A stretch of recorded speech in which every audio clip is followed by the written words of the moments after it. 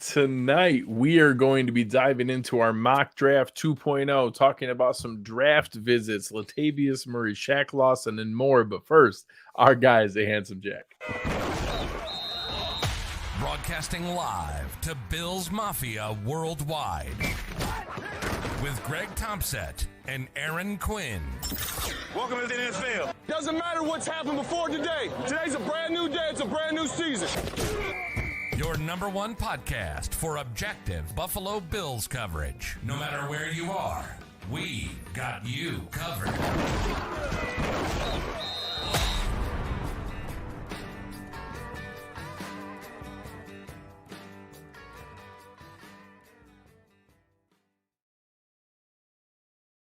Good evening and welcome to the Cover One Buffalo podcast. You are joining your host, Greg Tompsett, and my technologically challenged partner in crime, Aaron Quinn. Struggling. For anyone who's just joining us now, we're only a minute or two late because literally as I was hitting go live, Aaron's computer quit on him. Dude, it's something with StreamYard that in my browser, I got to figure it out. StreamYard, if you're listening, it's been going on a couple times. Draw me out a show or two ago. Help brother out. Come on. Yeah, that's why we're keeping you in charge of the screen of the draft tonight, just in case I drop out. Greg will continue on with the mock draft here tonight because, as you can see, Greg Tompsett is a mock draft aficionado, folks. Indeed. It's that time of year. You know, we talked about it last year that we're very, consistent with our process and that we go through the stages of the off season as they happen. Some people dive right into draft work. And I think that it's important to, go through, see what the team is doing. And I think there's some things that come to that. Some of the guys at Cover One have been doing some studies on correlation between positions that we sign multiple free agents and then whether we draft those guys. I know Eric pointed out that in years past, it's not a huge sample size, but that the more free agents that are added, or times when we've added multiple free agents at a position, we haven't drafted those positions. So we've signed multiple guards. We've signed multiple wide receivers. Some of those can be interesting. We've also looked at some things. I know fantastic producer extraordinaire Chris Kepner has also done some graphics for some of the work that the guys did on tracking our top 30 draft visits. Some teams throw some smoke screens out there. The Bills don't. When they have a lot of draft visits on a position, they pick that position in a premium first or second round position. So when you're seeing a lot of these draft visits with defensive tackles and wide receivers and tight ends and offensive tackles, we should probably listen. That's where they're looking. So it's some of those, trying to read the tea leaves here is always interesting.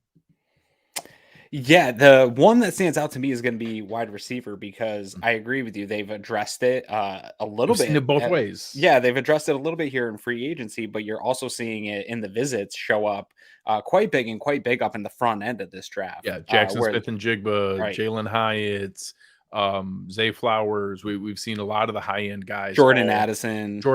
Yeah, a lot of guys come in for top 30 visits. And so that tells me that maybe there's still some room in a room like that where even though the data set would say that addressing that in free agency maybe means they're not going to invest a high round pick, this might be the year to do it. And where you said, maybe it's a small sample size of the 5 years. I don't know that it necessarily is because how many GMs get much more than that anyway? Like how many regimes are together where it's a GM and head coach? I think that's probably an adequate size of two being together of what to expect from them. Yeah, and I think today we saw Cyrus Torrance was there. Darnell Wright has come in for a visit. Darnell Washington has been in for a visit. So it's certainly a lot of the names that you've seen connected with the Bills in various mock drafts and in different things. It seems like the Bills are in the same area. Jeffrey Darrow here saying guys from the Senior Bowl, the Bills always lean heavy into the Senior Bowl, especially I would say the Senior Bowl has been more the later picks and mid-round picks than specifically the premium picks, because a lot of those premium picks have been guys who were early draft entries, your Ed Olivers, your Tremaine Edmonds, those guys weren't eligible for the Senior Bowl because they came out early.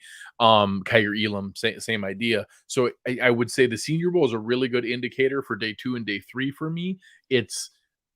I think it's possible Darnell Wright and Osiris Torrance are both possibilities from the Senior Bowl, but it's definitely a big indicator for day 2 and day 3 for the Bills, and they've leaned on that heavily. Yeah, that dates back to Carolina days too, and the trends with high volumes of Senior Bowl guys, especially like you said in the late rounds. Yeah. So before we get into the draft, a couple little things team-wise that happened. We saw the final numbers come out for Jordan Phillips. Always important to wait for the real numbers to come out. The initial leaks are always from the agent, and the later ones are more the reality. And this is a pretty favorable deal, maybe like a $2.8 million cap hit, and which is perfect for me. It protects the team on the front end, and he has incentives that if he hits escalators for games played and for sacks, he makes more money. Well, if Jordan Phillips plays more games and sacks more quarterbacks, makes you happy, I'm cool giving him more money. So it's a perfect fit for me. $2.8 million. He can make up to 4.6, and that $2 million-ish range in the middle is games played and sacks. I'm in. And so what do you think that this, I was on with Pat Moran the other day, and we were doing a mock draft and sort of going through, and he was more leaning out how being kind of out on adding on the interior defensive line. I'm still kind of pretty high in, and even I'll probably be targeting a couple guys here tonight, maybe even early on in this draft.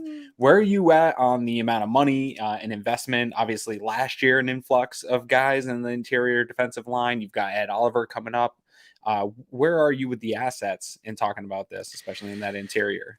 So it is interesting. On the one hand, I see where Pat's coming from. We have 4 veteran defensive tackles under contract. We have Ed Oliver, Jordan Phillips, Tim Settle, and now Daquan Jones. And Daquan Jones. Yeah, and Settle's got there's no incentive to move on from Settle. Correct. All of them have guaranteed money. All of them. All 4 of those guys are going to be on this roster. Tim Settle, this happened in years past where there were guys who we weren't sure whether they were going to make the roster or not. They were kind of on the edge of being there, and then all of a sudden they did a restructure or a pay cut. Well, when they do that, part of it is whatever the lower number is, they guarantee it. Because why else would the player agree to it? Be like, I'm not going to take a pay cut and have you cut me on cut down day. Yes. If you want me to take a pay cut, I need to know I'm getting the players union might even step in if you try. Correct. So all 4 of those guys are going to be on the 53-man roster, short of IR injury, something crazy. However, all 4 of them are only signed through 2023. So I'm torn because I won't give away any names, but there are a couple defensive tackles that I'd be open to at 27, and there are for sure are guys I'm open to at 59 and 91. I took Siaki Ika last week from Baylor, the huge defensive tackle that I'm a big fan of in the second round, and that's a 5th defensive tackle. That's not we haven't seen. We've seen 5 defensive ends active on game day in the past. We haven't seen a ton of it at tackle, but when none of them are signed into 2024, it's crazy to dismiss it as a spot that could be drafted. Yeah. And the one thing I also kept coming back to is it's hard to dismiss the idea when we're looking around the league at some of these ideas of, hey, let's trade for DeAndre Hopkins. Let's trade for these guys, that other teams aren't looking at Ed Oliver as a tradable asset, where maybe post-draft, you've drafted a guy early on and you're willing to move on from Ed Oliver and get out of that contract and then lighten it up a little bit for your active roster game day. But good problem to have here from a couple years ago where we were talking about trying to fill this room. Now we're trying to talk about how can they handle too many guys coming in if they draft another one here. Tonight, we might. We'll see. Well, and so that's one of those things where if the right guy falls and you get into that, we've gone through day 1, day 2, you're in that morning of day 3 where we've seen some of those veteran trades happen. And what if a guy falls to us in the first or second round at defensive tackle with a disruptive 3-tech model? All of a sudden, maybe that makes Ed Oliver more tradable. I don't know that I expect him to be, but those kind of areas are there. So a couple guys in the chat real quick before we go down this path. I think both David. Let's make this whole show about DHop, please. Joel Nelson. Let's turn it. Let's just drive how right many into spaces have you had that have been only DeAndre Hopkins? You know what? I was out last week, so we did not. You know what's fantastic? Real quick before we get sidetracked too much here. We have to rest in peace the OBJ talk to the Bills. Oh, That is finally shame. officially Shame. dead in the water here this week. So congratulations to him for getting some money. I put out a concise tweet while I was at Disney. I like Odell Beckham Jr. Yes. I don't 15 to 18 million dollars like Odell Beckham Jr. 15 to 18 million dollars. He's guaranteed 15 million and change, and he can make up to 18 million. I wasn't even close to that ballpark. I was That's like, hey, I'll give you 8 million and you can earn incentives up to 10. I'll give you 7, you can earn incentives up to 10. 15 million and then up to 20. I mean, holy crap. So good for him. yes. God bless him that he went and got the money that he was looking for. Baltimore, it probably isn't a terrible signing for them when you have the wide receiver depth that they have. I know I saw a video of him and Lamar Jackson FaceTiming, and that kind of gives you the indicator that Lamar is happy about the signing and looking forward to that. But that was a lot of money. So, anyways, so DeAndre Hopkins, OBJ, yes. For DeAndre Hopkins, Joe, and again, I want to make sure I think it was David Constantino that asked about it as well. I think your guys' price range is right. I'm using the couple other expensive veteran player trades I've seen so far. Stephon Gilmore got traded for a 5th round pick. Mm-hmm. The Houston Texans had to eat $6 million to get a 5th and a 6th for Brandon Cooks. That's what I'm looking for. DeAndre Hopkins is better right now than those two players, but Cooks is close. It's not that far off. Yeah. Cooks is younger. Cooks is healthier. Cooks didn't take PEDs last season, that I know of. So I put it out there that for DeAndre Hopkins, for me, it would be something like the Cardinals eat a good chunk of money, maybe $8 million, maybe not half, but almost half.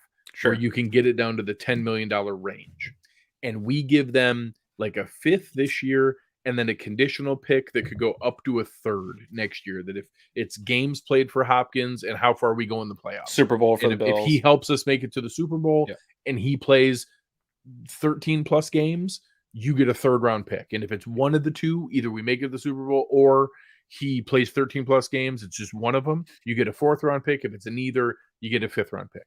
And it's something like that. That's the kind of trade that I could see. And that's with them eating a decent chunk of the money, I think I'd be willing to do that. And do we still have to activate a coupon in that scenario? Maybe a little bit. Like we're probably in that space. I guess it would depend. Is Ed Oliver part of that trade? Sure. Do we do something different?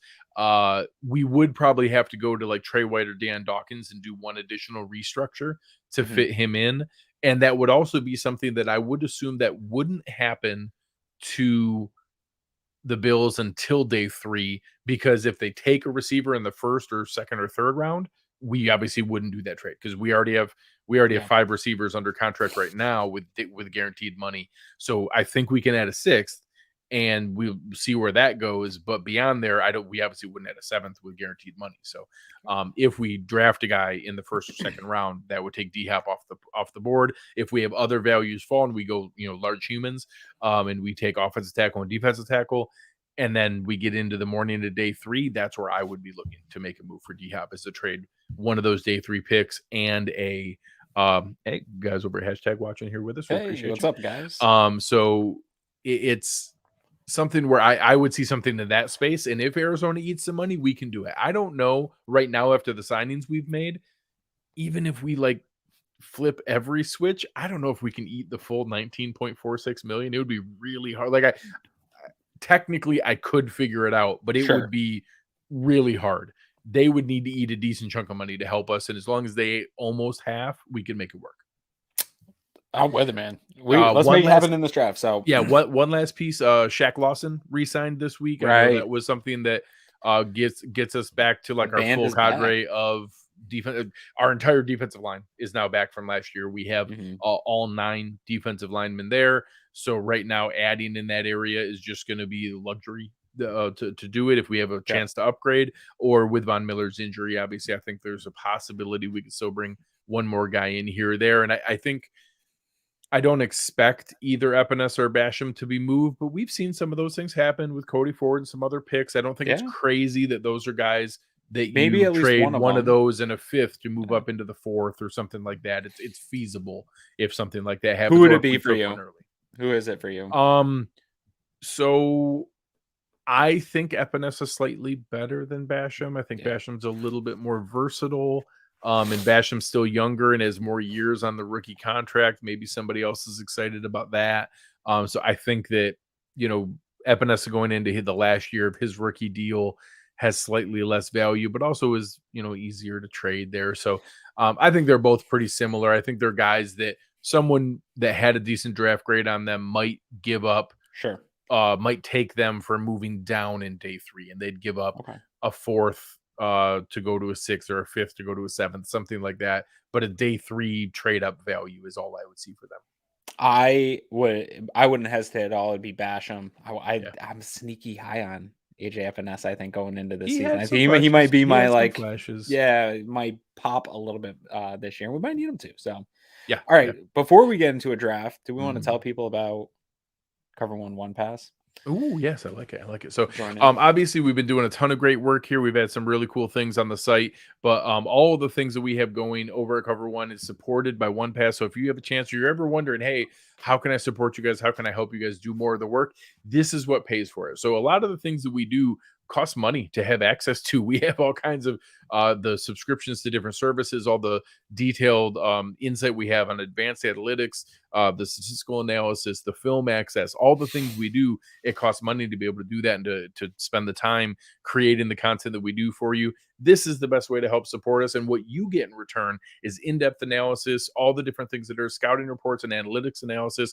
You get access to all of our content on unlimited devices. And my favorite part is the Cover One Slack channel. It's my favorite place all the time. You get breaking news there. If you're ever wondering what things are going on, it pops in there before you see it anywhere else on social media. It's crazy how fast people share it there. So, Aaron, I know that's a favorite place for you as well. Yeah, to me, that's my biggest selling point. I agree with all the stuff you rattled off and talked about. What's everybody knows that's what Cover One is going to bring you. But I think what people don't necessarily know, unless you actually experience it, is the community that you then get entry into and become a part of. Because you're right, Greg. This time of year, we were kind of talking about it offline here. This time of year, it's a little tough making content. It's a little tough talking Bills. The news is slow, right? We're talking about Shaq Lawson signing. That's cool. Jordan Phillips, signing like fine. We're running back. Like this isn't fun and exciting, but being a member of that Slack channel is constant and it is fun and exciting. And it presses some theories of football philosophy that you might have or team building stuff. And it's really an engaged community with a lot of different perspectives. But it's a polite place too. It's not like on Twitter where there's one upsmanship. So whenever I get frustrated with the Twitter machine, I head back over to my safe space in Slack, and it is a really nice community. So if you're out there kind of seeking, I know a lot of people are looking for that, a way to engage with fans. That alone is worth being a part of that community. So yeah, whether you're looking to get away from it or just to have a little break here or there, it is something I'm really proud of the kind of people that are. And you there. still get the tweets, like you said, you still get the news. Yeah, and we still updates, share right? the news and everything that's there, and there's still plenty of healthy debate and arguments that take place. Oh, but yeah, a little more respectful than what you see in some. Everyone wants to remain a member of the community, right? And no one's looking correct. to get annexed. Yeah, we actually had to boot our first person. We have had to do not it. that long ago. We really went a long ways without having to get rid of somebody. You get enough people in a room. Yeah. Eventually, you find someone. All right. So without further ado, we are going to go through and see Joe right there. You didn't. We get a shirt Joe that goes through there. Yeah, get to send out all kinds of good swag and stuff like that too. So what we're going to do tonight, we're going to switch gears. Last week, Aaron was the scouting director and player development leader, and I was the GM. We're going to switch seats this time. I'm going to be lobbying him on who I think he should pick, but he's going to be making the call and running the draft that way. So I will bring up our mock draft simulator. And I should wear my sunglasses to be Brandon Bean. Obviously. So we're going to jump right in. I'm going to set the speed at, we'll go fast, but not crazy fast. Sure. Everything is on the table. You can have us jump into trade anytime that you want. But we'll go ahead. I'm going to get it started and let it roll here. Yeah, I'm not big team trade up. Pat, I love Pat Yeah. Moran. I think he keeps wanting me to do it. We even Mm. switched mock simulator so that we would have the So ability to. I'm There's gonna pause Darnell. here. Yeah. So some of the names that are here, if I see Jackson Smith and Jigba, Darnell Wright, and those guys start getting down here to the 21, 22, 23 range, and it's something we could do for a fourth round pick, I all of a sudden am interested there, specifically Jackson Smith and Jigba. I don't think Yeah. either of them are gonna make it that far. I just Our don't. pick last week, Broderick Jones, like if he's Yeah, yeah. If somebody like that starts to fall and we get to that point where, it really does. So right here, let's slow pause it real down quick. here. Yeah. Zay Let Flowers. So who's on? Whoops. I hate their simulator. It doesn't show the Oh, board when you're I know. This is why actually Pat and I switched started using the other simulators one to, so to that see we could what's there. see. Yeah, you basically have to know the name of the player you're looking for. So right now it would be Broderick Jones. I've seen a couple of the receipts. So Zay Flowers went, Quentin Johnson went. So I think that we'd So be it'd be really looking. Jones would be the trade up Yeah, so candidate here or because I Mozzie guess Smith's probably still Jordan Addison, here. Ozzie Smith is still there. Addison's Let's still let it keep here. running here. Yeah. McDonald, Dalton Kincaid, Jones Broderick Jones went. just Yeah, went. that Nolan makes a Smith. lot of So sense to Nolan Smith is one that maybe we would have taken a look at sure. as he started to fall. So Bijan Robinson did fall. That is interesting. Yeah, if anyone's gonna do it, it's me, right? Correct. I'm like And the guy. I've even been so I obviously have talked multiple times that I understand all the logic of the reason you don't draft running backs in the Yeah. first. Everyone Yeah. should Throw have it a out the window. huge difference. There's a huge difference between like Yeah. a top 10 pick, a top 15 pick, and like a 27th, 32nd pick. Like once Yes. you get outside the top 15, you're no longer in that like transformational premium area. Correct. And it's much, much different. I still think it's smarter to take offensive tackles, defensive ends, wide receivers, quarterbacks, like Sure. the premium positions. But once you Sure. get past that point and you're talking about offensive tackle number 5, wide receiver number 5, Mhm. or generational RB1, I think it's crazy not to consider it. So I would not get mad if you took Bijan Robinson. Here's the other thing where with football philosophy, I agree with you, right? Those picks are not the same. Picking 27th here, Yeah. it's a 26th pick in the draft. Not the same thing as picking in that top 15. Also, I'm okay with getting that guy on a rookie deal if he is truly a generational type back, which I think he is. I was in on a Najee Harris type of guy, Travis Etienne type player. I think Bijan's even better than those players. And this is a guy that you can now run into the ground for his entire rookie deal. You don't have to worry about getting another deal out of him. If you run him into the ground for 4 years, you're going to have success with your offense and take carries off of Josh Allen. So I would be all for it. I'm not on it yet. Anton Harrison is on my kind of board watch list here. He keeps showing up. It is a need for me. Protect Josh Allen's my number one thing. Mozzie Smith is right here for me here too. He keeps creeping up. Is Osiris Torrance still? He is. So Dewan Jones is there. Osiris Torrance is here. I saw our boy Thomas said that he and his son were watching, and that his son said to take Josh Downs, and if I didn't, I would disappoint a 2-month-old. I love. You know what? There's no offense to you and your son. I have been disappointing children now for like 5-6 years with my own kids. I can look my son in the eye and disappoint him. I don't mind at all. So I apologize. I'm not going to do that. One thing to note here: no linebackers off the board, which I like in this board because that gives us. Sure. I am very much on the train of best player available at 27. Trade up for Jack. I am very much on that train of finding where we got to do it though. It's got to be. Well, we talked about it. We did it before. 41. So where do you go last last snipe time? spot? So yeah, 38, 39, 40. That's the sweet spot right there. That is his spot too. That's where like consensus. He's kind of right jump there up too. there. Maybe we go a little higher. Maybe we try to target Seattle at 37 tonight.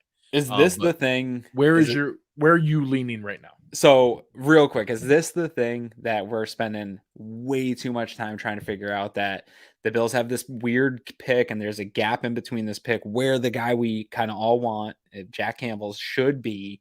Yeah. We're playing this game of, can we trade up or should we take them round one? All this stuff. And are the Bills even in on this? Right? Like, So is this the thing we're wasting our time on this year? it's absolutely possible, and it would be hysterical if like he falls and like ends up getting picked at like pick 65 and we pass on him twice. Passed right on him. Yeah. There are so many connections with our connection to Iowa defense.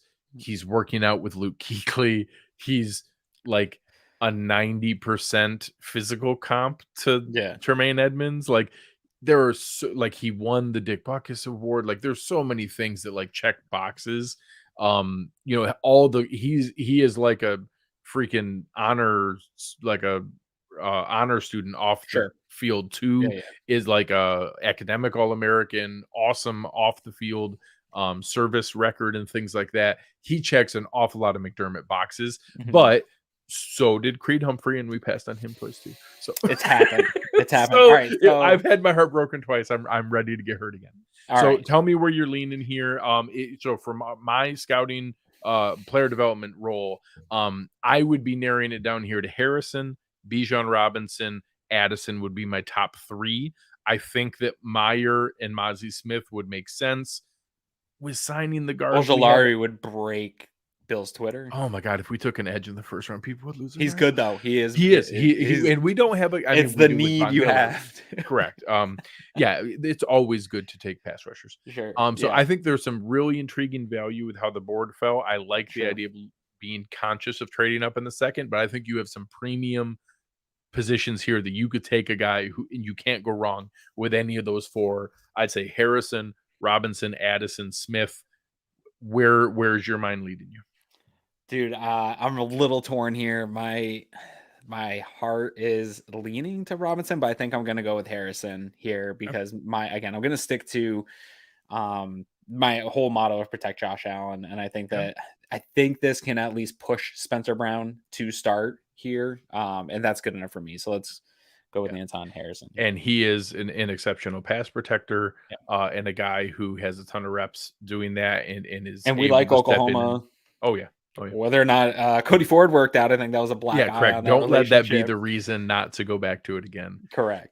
So is that the official pick? That's my official pick here. Okay. Sorry, I have to pass on Bijan, even though I'm a big running back late. I know. Here's the scenario though: is I do think you're getting calls for Bijan there. Yeah, that is interesting. So, right here, the next couple picks: DeJuan Jones, Jordan Addison, Osiris Torrance, B.J. Ojulari, Mozzie Smith. So like all those players. Yeah. Bijan has now fallen to 33.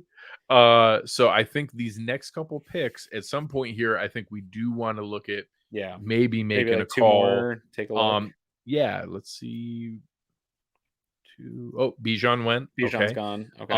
Adebaware. So right here, this is the sweet spot. 36 to 39 is the area where, depending on what you want to offer, but going up with 59, my entire goal is, can you do it without having to give up 91 or with getting something back? These guys, there's not even a high chance with 91. So I think we got to let it go 1 or 2 more. So that's fine. That's realistic. They might want some teams are like, nope, I like my guy. I like my guy here. Yep. Okay. And then I think you go one by one. Keep trying, sure. No, they're not. Still asking for more. I think giving up more than the second and third, I think, is asking a lot. I think that's a tough one. No, I'm not desperate right now.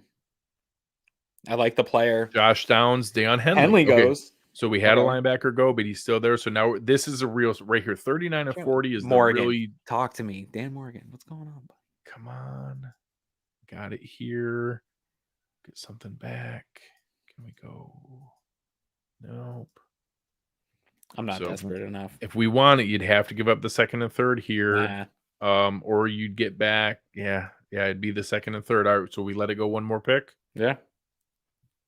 And they took them. They want it. And that's perfect, right? That's exactly where we've seen it. That's exactly where this has worked. That's okay. The only other spot, so we saw Addison go and Josh Downs go. So those are the right now every trade up candidate that I would have tried to lobby you on was Addison, Mozzie Smith, Bijan Robinson, Josh Downs, Jack Campbell. The only other one in that range. If we like when we get around pick 55, we can't look at. Can we look at the players? We can't see who's going to be there. It would be. Let me see here. So Bergeron, Matthew Meyer falling to 44 is interesting. if we didn't land, oh man, there's the Benton. Keanu Benton is at 51. another great value, a guy that we like a lot.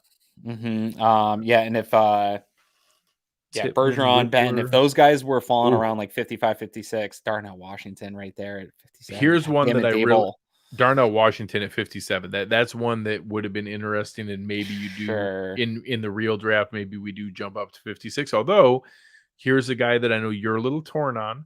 But Drew Sanders just straight up on the board at 59 is a very interesting value. I would be hard pressed to lobby you on anyone else. I know. Here, with a just for the guy sake like of it, him just scroll there. down. Look,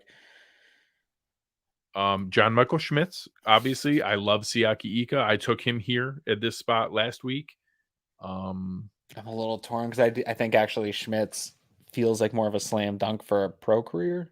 Sure. For Jalen me, Hyatt and Trenton Simpson, both I don't here. like. So I'm not in on Hyatt. Simpson. So you do have a trade offer. Yeah, let's see what this would you like is. to see what the trade offer is? They want to, Miami wants you to drop to 84. That's a long ways. Yeah. That's too far. That's too far. I like Cody Mock, but you went with tackle in the first round. I did go with here. tackle. Although I think he is more of an interior. I think he's a guard. I think he's a guard too. I got pushback. We drafted him in one of Pat's drafts, and somebody, when I was talking about being guards, somebody's like, he's listed at tackle. I was like, okay. Yeah. It's I would bet money he's a guard in the NFL. Now here's where I'm concerned. Again, this linebacker class, this is interesting because Sanders really doesn't fall to me here. I'm actually not torn. I'm actually torn a little bit because I don't think that this PFF separation between Sanders and Simpson is all that.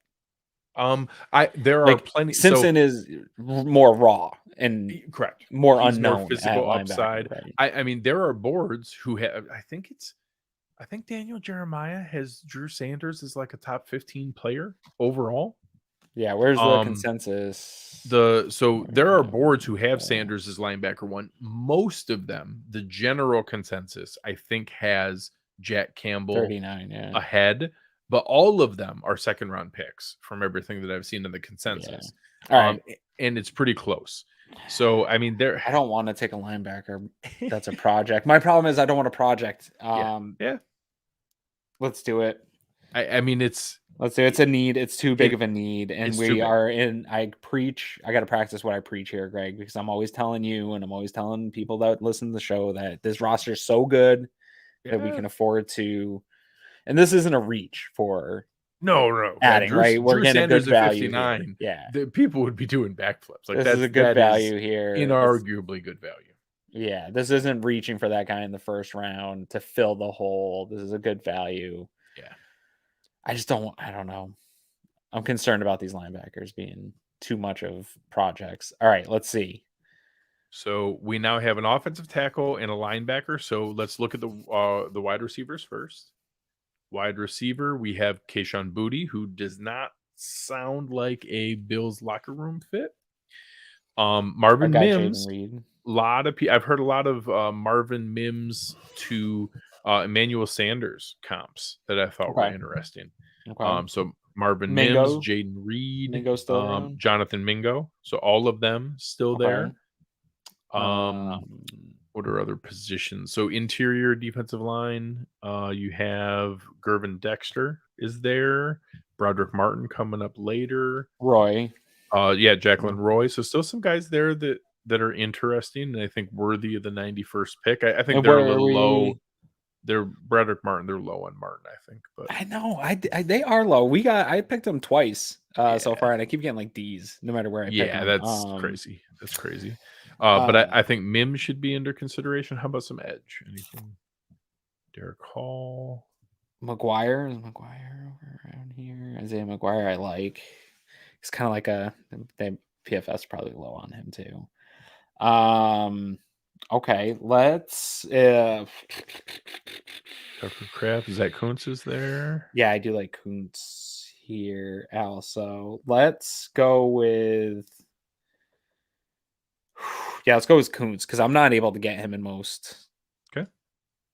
So the only last thing 91 and 130 usually. Yeah. Where do they have him rated?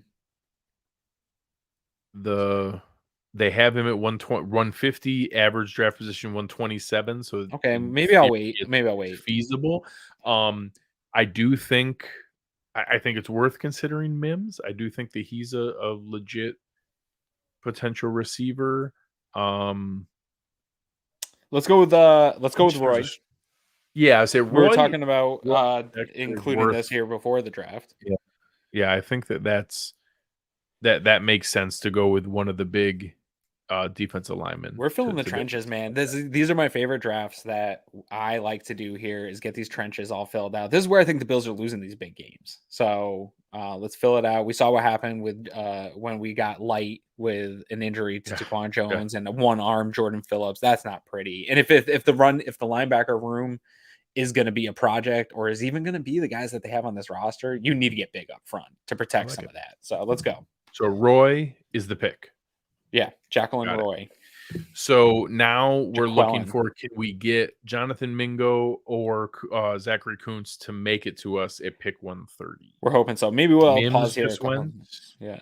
So now we're at 110. So we're about halfway Sure. between there. You're now at a spot where going from 130 to 110 would probably cost you both picks. Maybe you get a little something like a late round pick back. Sure. You know, their picks don't line up super well. So maybe we go a couple more. Yeah, let's wait. Or you can wait all the way to 130. You know what? I think there's some guys. Reed went. Okay. I think there's some guys I like. Yeah, you've made it so far. Voorhees is one. Riley Moss is one I like here. Mingo. Oh, all right. There we go. All right. That's okay. We're now 6 picks away. A lot. Parker Washington, Trey Palmer, Mingo. So a lot of the receivers have gone. Okay. That's okay.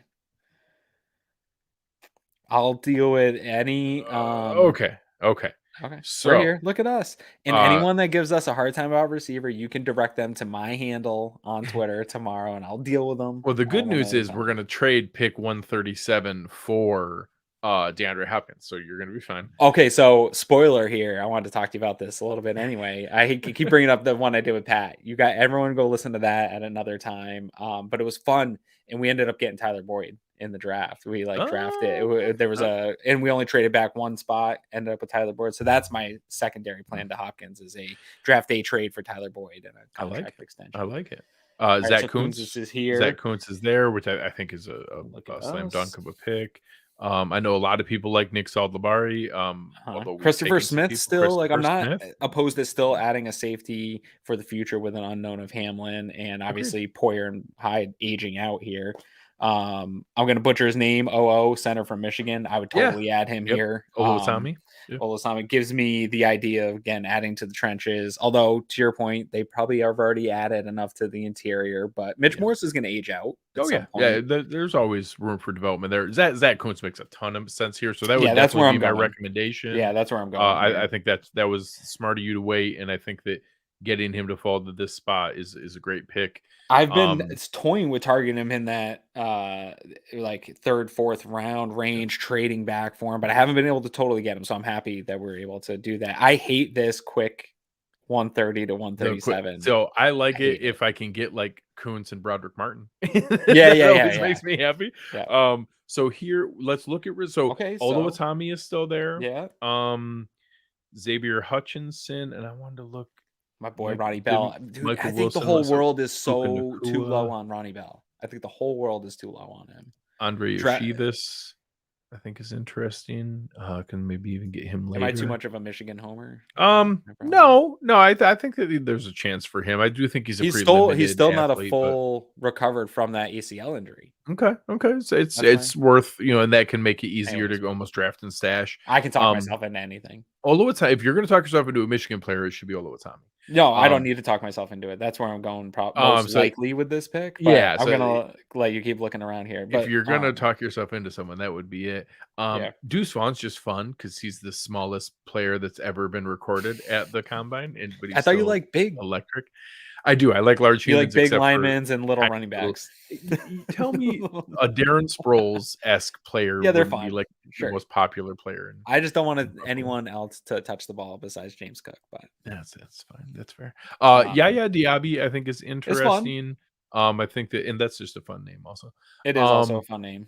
I would be hard pressed not to recommend Oluwatimi. I think Yeah, no, that's he's where I'm a going great fit here there. because I do still think there's room to add to the interior. I don't think anyone you brought in necessarily keeps you from adding to the future of that room. And I think he gives you the ability to maybe have that swing interior lineman that can spell Mitch Morse if needed and maybe come in for Mitch Morse in a couple of years here. And there's everything. Every draft is easy to like reverse engineer if you Sure. see who's available later. If with Jacqueline Roy pick at 91, seeing that Broderick Martin's still here at 137, in hindsight, if it could have been Marvin Mims or Jonathan Mingo or someone like that Sure. there, and then Martin here, but you never know who's going to make You don't it. know where it's going to fall. That's how the draft I works. still feel I'm going to sleep real good tonight knowing that this draft's going to go out and our names are behind it. So Ready? Oluwatimi? let's do it. All right, and now one last pick here. We still have not taken a receiver, so maybe if a sneaky receiver falls here, that could be an interesting developmental piece to be able to do, especially if you got maybe a athletic take small Ronnie school Bell. guy, someone like that. Xavier Hutchinson went. Wicks went. Braddock Martin finally goes 165. Yeah. He has such a nice belly. It's just a big, huge belly. It's fantastic. Yeah, I don't get the hate for him on PFF here, but I like the player a lot. All right. Asim Richards, another guy that I liked at the Senior Bowl. He was intriguing, developmental guy. I think he's listed the same thing. Listed as a tackle. I think he's a guard. Yeah. All right, we've made it to see. pick 205, our final pick of the draft. All right, who's the receivers? Let's go to receiver first. Yeah, I feel like you want one. I don't want. Well, I wanted. There's, we haven't taken anyone the secondary either. Brandon Hill. I love Brandon Hill. That's normally my pick. I like Kayvon Merriweather as well. Yep. From Iowa or Pitt. Both of those add one of those, right? Yeah, you can always do that. It's so weird that we don't need a cornerback. Like it's there's been a couple of these that I've taken them just because you can never have enough of these guys. Because the value is just too much. It's just Muhammad Ibrahim, I think on my list for sure. Although having Latavius Murray come in for a visit is also interesting that we seem to have plenty of running backs. Let's see who you made think it. So We have Ronnie Bell. There we go. I would say a guy like Puka Nacua and Andre Yeshivas are both big athletic guys who I think have a chance to develop into more, where I think Ronnie Bell is probably more ready to play now, but it probably doesn't have the ceiling the other two do athletically. But is still a very good player. Yeah, I'm going to take Ronnie Bell, and I'm a super Michigan homer, and nobody can stop me. This is my draft. No, I do. I think it's still, especially at pick 205, it's great value. I think he is going to be a good, like, possession style, but with the ability to make some big play type receiver that will just make a nice career. He's never going to be a top receiver, but you can just fill in and be a nice guy, a nice rotational piece to a wide receiver room that can come in and help you out. I've just seen him make too many big plays. Yeah, he's a professional receiver. He will be. He's more athletic than he's going to show up on those cards. And I do think that even last year he made a lot of big plays, but before that knee injury, he was the most explosive player on the team that was a national championship favorite team. Yeah. All right. How did we do overall, PFF? What are you going to say? Now, you did take the top player on the board a couple times, so there's a chance PFF doesn't hate favorable to me. Hey, it's a lot of green. You want to know what? There's a lot of green. B-. I think that's fair. The Drew Sanders picks helps a lot. I mean, this is they've fallen pretty favorably to us here a couple times. But I think this is a completely reasonable draft that I'm sure the internet will be very gracious and complimentary. My guy Greg Voris is going to love those last two picks. Yes, absolutely. Two big block. Maybe that was for you, Greg. Maze M's. Yeah. So obviously, this kind of shows you we tried legitimately to trade up and to get Jack Campbell, and like just getting into that range where it's going to cost you the second and third round. I'm okay giving up 130 or 137. I'll give up 130 or 137 to move up from 59, but it only gets you into like the lower 40s. And we need Campbell to fall to that area to get there, and it's And I get a really tough defensive, to an do that. interior defensive lineman with that pick instead, like Yeah, who I think can contribute to your team this year. yeah. And I think Tough. Kuntz and Oluwatimi are both the kind of high-end developmental picks where Oluwatimi can absolutely be the 2025 replacement plan for Mitch Yeah. Morse. Zach Kuntz is literally the 10.0 RAS score, highest tested ever tight end. There's been some freaky athletes at tight end, like Vernon Davis and like crazy all-time athletes. He is the freakiest freak of tight ends from an athletic standpoint. That's the guy you want to take day 3 upside shots at to be able to give yourself a chance. And I would say, and I would argue to the people that are going to get mad at us about receiver, like, I don't care what you call the skill position player that you're adding to this offense. Like, add dynamic players that get the ball in their hands. Like, I want more touches to Dawson Knox. He's a tight end. I still want to add more touches to him. So I don't care what you call the playmaker. Get guys that can get the ball and make big explosive plays. That's what I would like to see. So one request we have for everybody, let us know, not just in the chat here, but when you're watching the show, comment below, put a comment of what your favorite pick was or which one that you hate the most and are the most mad at Aaron about. Leave us a comment in the YouTube comments for it. That really helps us with the algorithm as well and brings it to more people's attention. But I will be sure to check those. We do a pretty good job of staying on top of those. So we will go, and if you give Aaron a really hard time, I will pile on and also make fun of Aaron, and that'll be fun for both of us. Hey, not a problem. Somebody's giving me a hard time here about that Michigan doesn't win with offense. I will say Michigan offensive linemen, you'll go watch the Michigan football and watch them push around some of the Big Ten defenses. Not easy to do, and they've got some big beefy dudes up front that I would definitely love to add. All right. So anyways, going through there, I think it's a fun exercise to be able to show, reacting to the players that you don't, you're not crazy about Sanders, but you understand the value at 59, seeing other guys that you targeted, you considered. Kuntz at the earlier pick, he made it to the later pick. Those are real conversations that are going to take place in this draft room. I know that that was the concern when we gave up the pick for to move up in the first, was giving up that pick where we would have been targeting Khalil Shakur, and then he fell to us later in the 5th round and he was still on the board because those things happen. That's just how the draft works and the way that those picks come available. So I think that it's worthwhile, and I think showing last week with me making the call and this week with Aaron, and next week we'll likely bring a guest on to be able to go through and be the GM, where Aaron and I will do the lobbying and they'll make the calls on who the picks are, is a good way for you to see some different mindsets for this draft approach and what positions they might lean towards or see as their top priority, so that we can try to put together some different perspectives for you guys to have going into the draft.